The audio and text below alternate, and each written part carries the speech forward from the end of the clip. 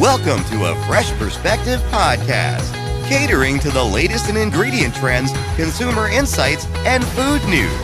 Brought to you by Corbion. Hi, and welcome to a Fresh Perspective podcast, the podcast where we talk about everything food. I'm Jenny Kulzer, your host, and my guest today is Anne-Marie Roerink. She's the president of 210 Analytics. Welcome. Hey, Jenny, how are you doing? Good. It's great to see you again. Same here. We just got back from IBIE, which is this massive event in Las Vegas. As we were there, we were talking about a look at our life through the lens of bakery. And I believe Corbion has partnered with you. Can you tell us a little bit about, what it is we were looking to get there and what that's all about? Absolutely. And get ready. You get the full-on research geek explanation here. So often excellent. So often when we do research, we only get to look at retail or we only get to look at restaurants. But in reality, especially as it relates to bakery, we know that sometimes you buy stuff in the aisle or you go to the in-store bakery or you go to restaurants or maybe you bake something yourself. And so really what we tried to do with this study is try to understand all of life through the lens of bakery, whether it was everyday occasions or special occasions, and really everything surrounding whether people might be looking for labels or how important is taste or all these different things. So super exciting study together with ABA, the Bakers Association, and of course made possible by, as you mentioned, Corbion. So exciting. I mean, I think that, the fact that we are looking at this together really shows that we really truly care and that we want to make sure that the products that we are creating and helping our customers create actually fit what it is people really want, right? When they're looking at labels. Overall, when consumers are looking at labels, could you give me the top few that people are specifically looking for? I mean, I can tell you what my top ones are, but let's hear what the rest of the world wants. I always look for sugar content. I look at what ingredient is closest to the top, what are the top 3 ingredients, and make sure that, they're the pure ingredients that I would expect to be in that product. And I typically look at things like calorie count and that kind of stuff. But so that's mine. So I don't know if that's good or bad, but you're a fairly typical shopper, I would say.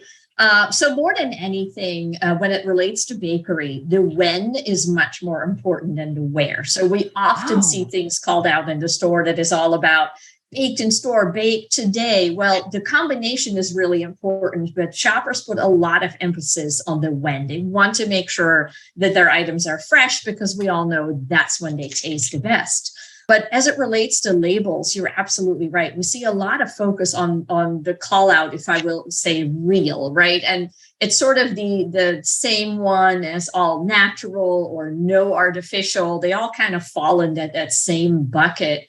Where consumers are really starting to realize that maybe food is medicine. It goes all the way, but in between, there's just a lot of focus on, what I put into my body matters. And so people are paying attention to what are the calories, what is the fat content, what is that added sugar, and all these different things combined. There's really not one particular one that really shoots out. But it's really the combination of, just focus on healthful eating. And that is more on the functional side. The other thing I will say is, of course, bakery has a very indulgent side as well. And what's really important is that the study found that there is a huge permissibility for that side of bakery. 84% of shoppers said it is perfectly fine to every once in a while just enjoy a little baked treat. And that's really important, right? It's not always about health. It's not always about calling out these things. Sometimes it's just about enjoying life and a little baked treat. That's right. Sometimes I just want a chocolate chip cookie or 7. Okay, so I'm with you. So one of the things you said made me think a little bit about some trends that I see. For example, the fact that people are looking at the when. I am a mother, as we all know, because I talk about it all the time. And I'm always feeding this big family. And so one of the things that I've noticed, I follow a lot of groups online about grocery shopping and what you can get. One of them's called like the Aldi Aisle of Shame. And so I know it's really fun, actually. But so I follow these groups. And what I'm noticing is that more and more people are buying things that are going bad much faster than they expected. I'm always assuming, because this is where I work, that it's supply chain, right? So it's spending longer in a truck or spending longer, in a warehouse somewhere. And couple that with inflation, that you're spending more on those baked goods that are going bad a little bit faster. Is this something that's kind of part of what we're looking at, what we're thinking about? It absolutely is. And I think food waste has two sides to it. We know that sustainability food waste side of it really is much more important about younger shoppers. And as their impact on the total grocery dollar is increasing, so is the importance of preventing food waste. And so absolutely, that's one part of it. But you're right. I mean, we're looking at an inflationary environment where today's prices are 25% more than they were pre-pandemic. And at the same time, Which is we all massive. It is massive. And that is massive. Yeah. Yeah. And that just means that, for most of us, our salaries have not kept up with that. And so we are dealing with a lot more pressure on income. And about a third of all Americans are simply having difficulty buying the groceries that they need. So, and the last thing you want to do is buy items that have that tendency to go bad before you have the ability to eat them. And so I think that's in part where that focus on freshness comes from, but also the focus on how long is it going to last. So consumers are paying attention to best by dates. They're trying to understand, how do I best keep it at home, right? Do I put it in the dark pantry? Does it sit on the counter?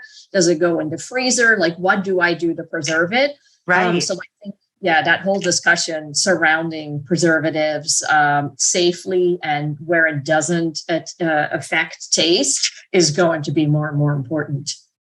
So do you think that shift has already begun, where people are changing how they're shopping based on inflation prices and really, well, just that? I mean, honestly, just pricing. Yeah, absolutely. And some of the departments where it's a little bit easier to see is produce, right? So if you think about what we would call like the soft fruits, the things like berries or peaches that tend to move much faster than, say, apples or potatoes or onions. So already you see those, what I would call recessionary items, do really well because they help stretch that produce dollar and they help prevent waste.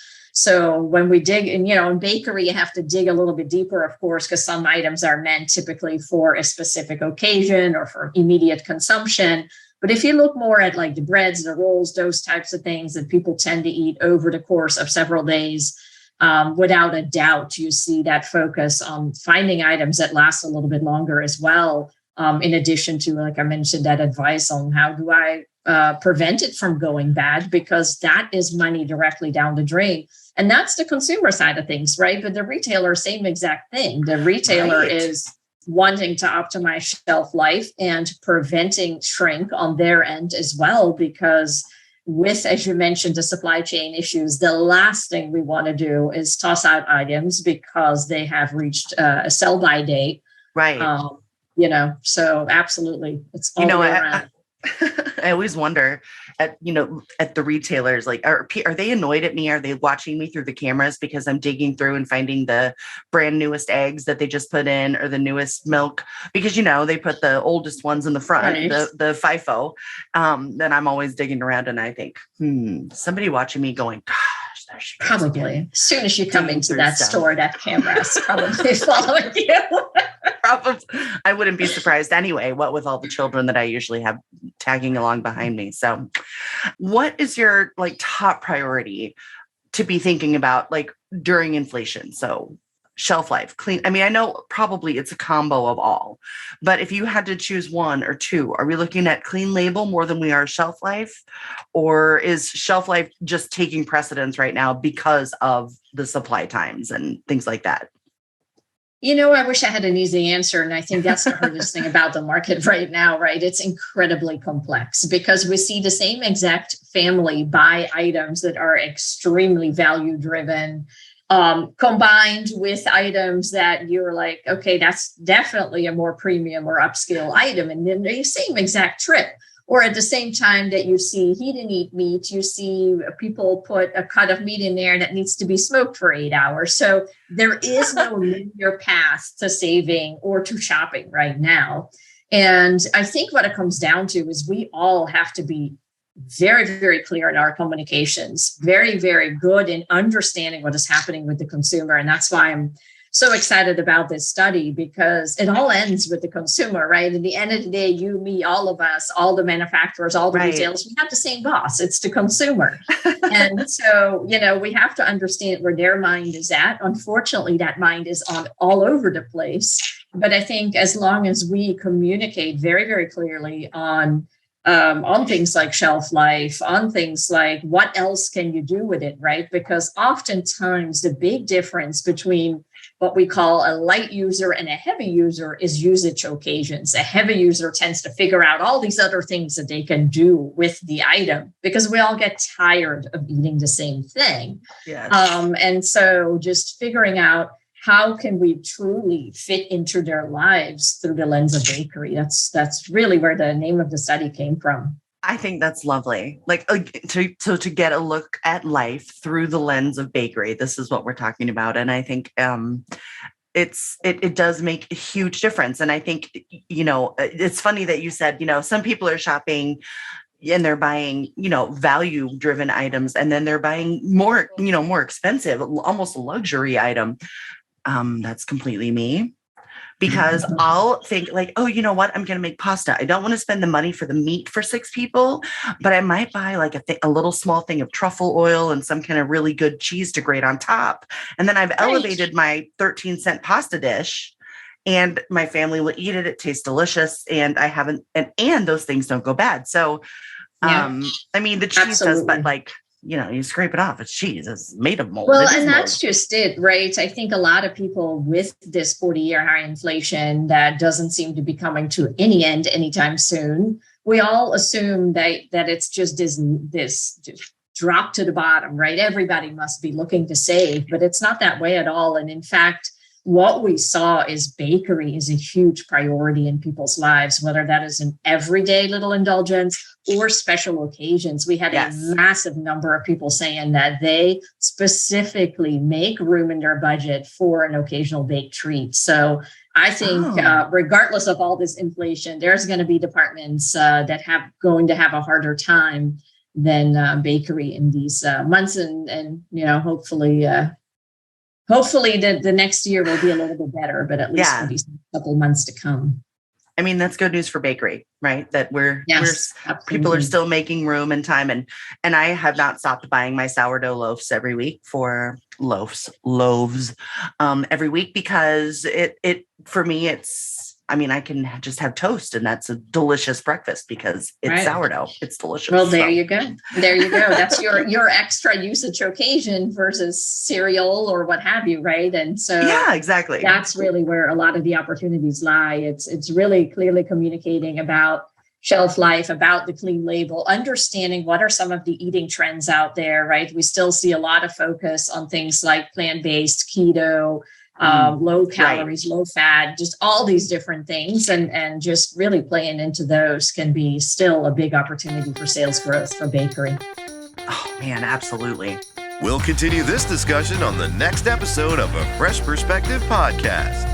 Please like, subscribe, and follow us on thebakerstake.com and thecorbioncut.com. Until next time, preserve what matters.